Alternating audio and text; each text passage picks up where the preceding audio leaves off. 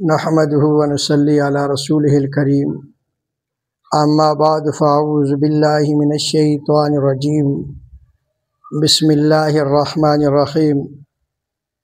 ومن أعرض عن ذكري فإن له معيشة ضنكا ونحشره يوم القيامة أعمى صدق اللہ العظیم۔ میرے واجب الاحترام، اللہ رب العزت نے ہمیں مسلمان بنایا ہے اور ہر ایک چیز کی ایک روح ہوتی ہے، ہر ایک چیز کی ایک بنیاد ہوتی ہے۔ انسان ہے تو انسان بھی دو چیزوں کا مجموعہ ہے، ایک جسم ہے، ایک اس کے اندر روح ہے۔ اسی طرح انسان کی روح اور جسم کے اندر بھی روح ہے۔ الا بذکر اللہ تطمئن القلوب، اگر تم اپنے دلوں کو تسکین چاہتے ہو، اگر تم اپنے دلوں کو مطمئن رکھنا چاہتے ہو، اگر تم اپنے دلوں کو تسلی دینا چاہتے ہو تو الا بذکر اللہ، اللہ کی یاد میں اپنے آپ کو لے آؤ۔ اللہ کی یاد بہت بڑی نعمت ہے،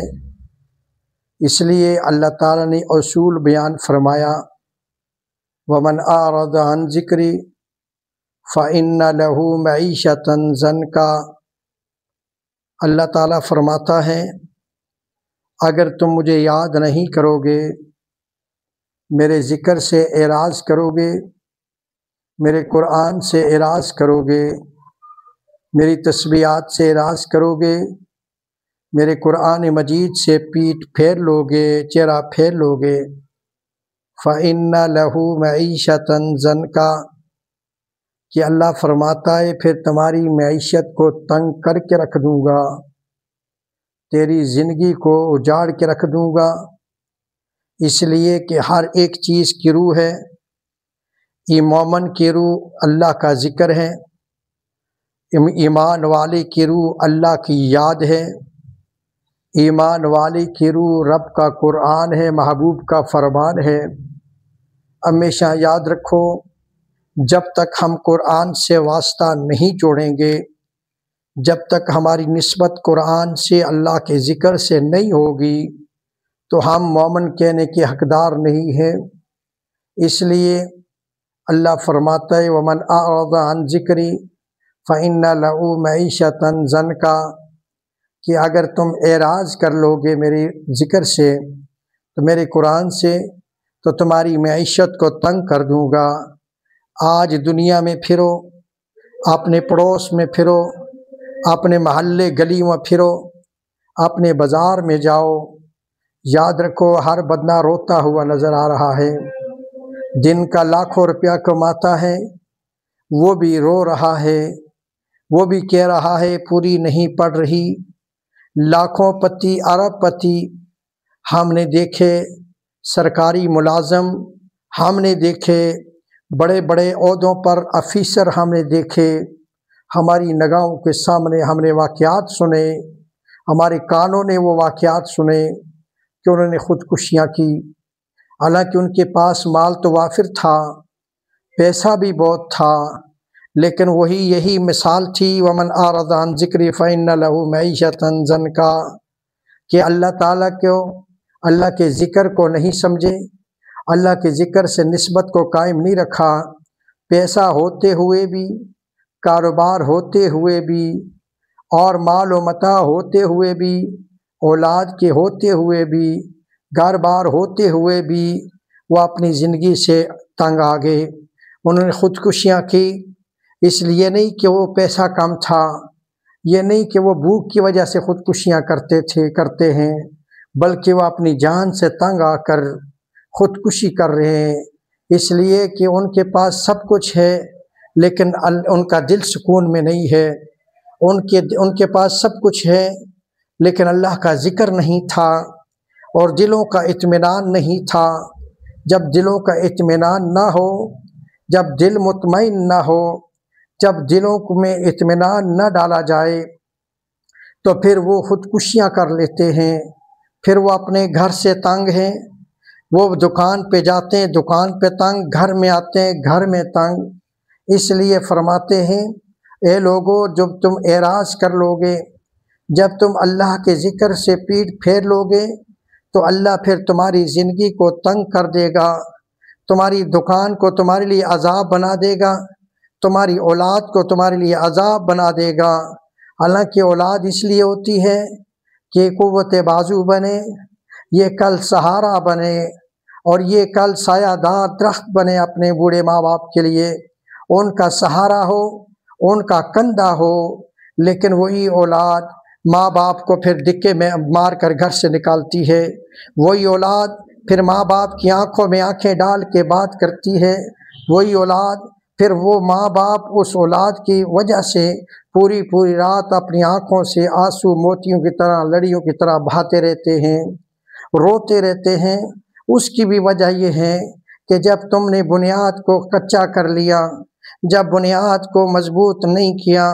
جب بنیاد کو کھوکھلا کر لیا تو پھر اوپر عمارت کھوکھلی ہوتی ہے۔ جب بنیاد مضبوط نہیں ہوگی، اوپر عمارت مضبوط نہیں ہو سکتی۔ اس لیے کہ عمارت اگر پکی دیکھنی ہو تو اس کی بنیاد کو دیکھا جاتا ہے کہ اس کی بنیاد کتنی مضبوط ہے۔ اگر بنیاد مضبوط ہو، عمارت مضبوط ہوتی ہے، بنیاد کمزور ہو، عمارت کمزور ہوتی ہے۔ تو ہماری بنیاد لا الہ الا اللہ محمد رسول اللہ ہے، ہماری بنیاد رب کا قرآن ہے، ہماری بنیاد محمد رسول اللہ صلی اللہ علیہ وسلم کا فرمان ہے۔ جب ہم نبی علیہ الصلوۃ والسلام کے فرمان کو ترک کر دیں گے، جب ہم نبی علیہ الصلوۃ والسلام کی سنتوں کو ذبح کر دیں گے، جب ہم نبی علیہ الصلوۃ والسلام کے طریقے کو پیٹھ پیچھے پھینک دیں گے، جب ہم پیغمبر صلی اللہ علیہ وسلم کے طریقوں کو اپنے گھروں سے، اپنی دکانوں سے نکال دیں گے، جب ہم اللہ کے ذکر کو، اپنے قرآن کو اپنے گھروں سے نکال دیں گے، ہمارے گھروں میں اگر ڈانس ہوتا ہے تو نہیں ہوتا تو رب کا قرآن نہیں بیان ہوتا، رب کے قرآن کی تلاوت نہیں کی جاتی، اللہ تعالیٰ کا ذکر نہیں کیا جاتا، تسبیحات نہیں کی جاتی، نبی علیہ الصلوۃ والسلام پر درود شریف نہیں پڑھا جاتا، تو پھر اس گھر میں کیسے امن آئے گا؟ اس گھر میں کیسے ان کے دلوں کو اطمینان ملے گا؟ ان کے دلوں کو پھر کون سکون دے گا؟ ان کے دلوں کو کون اطمینان بخشے گا؟ اس لیے کہ سکون دینے والی چیز، اطمینان دینے والی چیز اس نے تو اپنے گھروں سے انہوں نے نکال دیا ہے۔ رب کے قرآن کو سجایا ہوا ہے، طاق کے اندر خوبصورت کپڑے میں، خوبصورت غلاف میں لپیٹ کر، اور خوبصورت کپڑے میں اوپر موتی لگا کے، اوپر ستارے لگا کے، اور آپ نے اس کو طاق میں رکھا ہوا ہے، اور اس نیت سے رکھا ہوا ہے کہ یہ برکت نازل ہو رہی ہے، اور پڑھنا سال سال کوئی دیکھنے کے لیے اس کے پاس نہیں آتا، اس قرآن کو کھولنے کے لیے کوئی نہیں آتا، اس قرآن کو چومنے کے لیے کوئی نہیں آتا، اس قرآن کو دیکھنے کے لیے کوئی نہیں آتا، اور صرف برکت کی نیت سے رکھا ہوا ہے۔ مسئلہ یاد رکھیں، یہ مسئلہ سمجھ لیں کہ قرآن مجید رکھنے سے برکت نہیں آتی، قرآن پڑھنے سے برکت آتی ہے۔ قرآن مجید رکھنے کے لیے نہیں آیا، قرآن پڑھنے کے لیے آیا ہے۔ قرآن اس لیے نہیں آیا،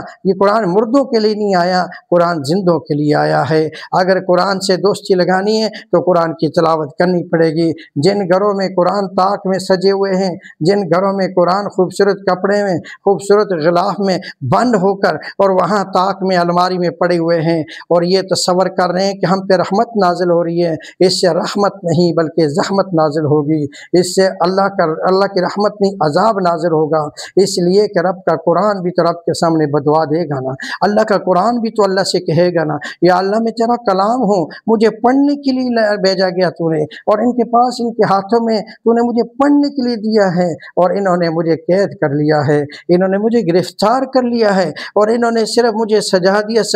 صاف کپڑے میں، اور پیوند کر کے، اور پابند سلاسل کر دیا ہے۔ تو اس لیے میرے بزرگوں، میرے بھائیوں، جن گھروں میں قرآن مجید موجود ہیں اور سال سال اس کو دیکھنے کے لیے کوئی، وہ قرآن ترس رہا ہے، مجھے کون دیکھے گا؟ وہ قرآن ترس رہا ہے، مجھے کون پڑھے گا؟ وہ قرآن ترس رہا ہے، مجھے کون سمجھے گا؟ تو یاد رکھو، پھر قرآن بھی بدعا دیتا ہے، اور پھر یہ گھر جو رحمت کے لیے بنایا تھا، وہ گھر جو سکون کے لیے بنایا تھا، وہ گھر جو اطمینان کے لیے بنایا تھا، وہی گھر اس کے لیے یہ سزا کے طور پر عذاب عذاب کے طور پر پیش ہو جاتا ہے، یہی گھر اس کے لیے مصیبت زدہ بن جاتا ہے، اس کو کوئی سکون نہیں آتا ہے۔ تو اس لیے اپنے بزرگ میرے بھائیوں، اگر دوستی لگانی ہے قرآن سے دوستی لگاؤ تاکہ اللہ کی رحمت کا نزول ہو۔ وما علینا الا البلاغ۔